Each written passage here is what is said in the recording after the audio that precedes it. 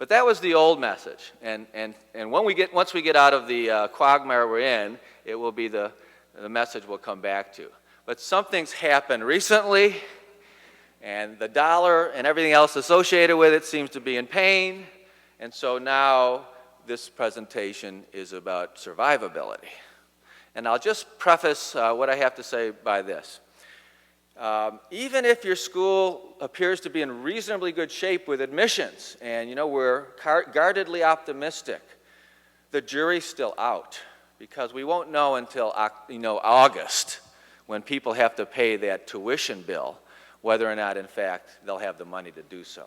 So we're still a little bit anxious about that.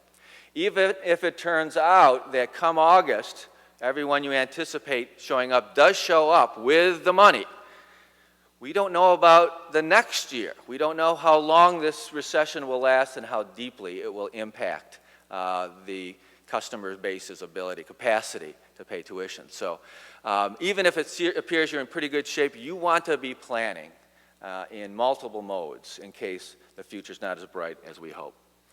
So the Jim Collins Good to Great context for this. Jim Collins' seminal work, 6 principles. One of them is you have to put the brutal facts on the table. And we're going to do some of that at the beginning here. But the other part of the principle is you have to leverage your unshakable beliefs. And at the end, we'll do that as well. So I don't want you to be depressed at the beginning of my presentation, because eventually there'll be some light for you at the tunnel for you to see. All right, so let's start with the conditions here of the perfect storm, the sort of brutal facts. In the whole metaphor here of perfect storm, it's overworked, but of course the importance of it is that we've seen individual trends like these in the past, but we've never seen them all in confluence, all exaggerating one another. And that's what makes it the perfect storm and makes it so unique and unusual. And by the way, what shape is your strategic plan in? That's just a castaway thought, but it reflects a deeper responsibility on the part of leadership to be nimble, responsive. Doesn't matter to me if you have a fixed plan, if exigencies create a whole different set of conditions. It's time to review what's your priority for the future. Okay? So the first is that even for this year in some schools, enrollment was shaky, or at the very least there's great worry in the whole industry, even in our strong schools, about enrollment for the coming year. In some cases, schools open, NAIS schools open 20 kids short, 30 kids short, 50 kids short. Now, the average NAIS school is about 400 kids, but the median school is only about 220 or 230. So we have a lot of little schools, as we do here in Hawaii. You show up with 20 kids short or 30 kids short, that's a significant problem for you financially. So there's a level of anxiety about that, and rightfully so. Financial aid demand is growing. Mark will speak much more about that in this next session, but what's new is that current families of higher incomes are starting to demand and qualify for financial aid in a way that had not been very prevalent in the past. And the third of the 6 elements is debt and endowment and the interplay between them. So it was a very, very good idea to take tax-supported monies through bonds.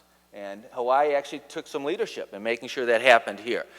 And the whole country benefited it because we could renew our campuses and build new campuses.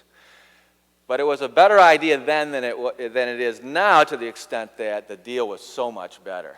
The rates were so low, we could actually arbitrage a little bit. We couldn't say we were doing that. It was illegal to even think it, but we did it. Basically, we're raising the money, we're borrowing money, and the money we raised was earning a lot more interest in return, so we had a low servicing. Life was good. And now, of course, what's happened is that the market is very hard to get loans. Some loan authorities are engaged in your ratings for your bonds. Rates have gone up in some markets, so it's a lot more jittery than it's been. Now this morning, of course, I'm waking up on West Coast time, so I'm up at 3:30 this morning. It gave me time to do a new demographic study for you on our website. And your school authorities, if you belong to NAIS, can go and do this. And so I just want to show you what it looks like. The notion here is that demography is destiny, that whatever happens with school-age children in terms of population and income will impact your schools. And we know this from all the years of data collection that we've done. And the short version is this: when the school-age population increases, enrollment in independent schools increases. When the school-age population decreases, enrollment in independent schools decreases. So this is why we say demography is destiny. This should not be the case. It assumes one thing. It assumes that you will never increase market share. And so Hawaii does better than anyone else in the whole country in terms of collaborative marketing. You may want to keep investing and, in fact, increase investing, because there certainly will be a time, and it might be now, when you have to increase market share of the number of families who come into your schools. So the fifth of these elements of the perfect storm is affordability. I'll just show you one data point, and that's this. This comes from Independent School Management, another organization that does research for independent schools. They did a re-enrollment survey of parents in our schools right now. This also includes parochial schools.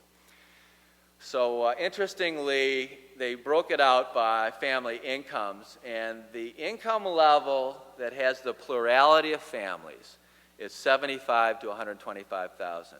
That's sort of the upper middle class income level. That's the highest grouping of incomes. And of course, that's the group that has the most difficulty with high tuitions. And so that's the group that would have the greatest vulnerability for the future. And back in January, that's not so far ago, back in January, varying by region, 4 to 9% of our current parents said they will not or probably will not stay. Of course, this scared us. And we think that's changed now. In fact, we know it's changed for most of the schools that have received their contracts back. But it's just an indicator of how tremulous things were if your current customers thought they couldn't come back. All right, and sixth, wealth seems to be declining. I don't know about you, it seems to be declining in my personal case because of, in retirement funds and the impact on the stock market.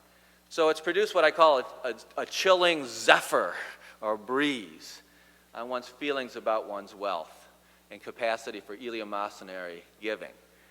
So what I said as strongly as I could to your heads of school at annual meeting in Chicago this year was that in difficult times like this, turbulent, stormy times, if you're a sailor, and I'm not, but I know this much about it, if you are in a precarious position in turbulent seas, you don't try to outrun the storm.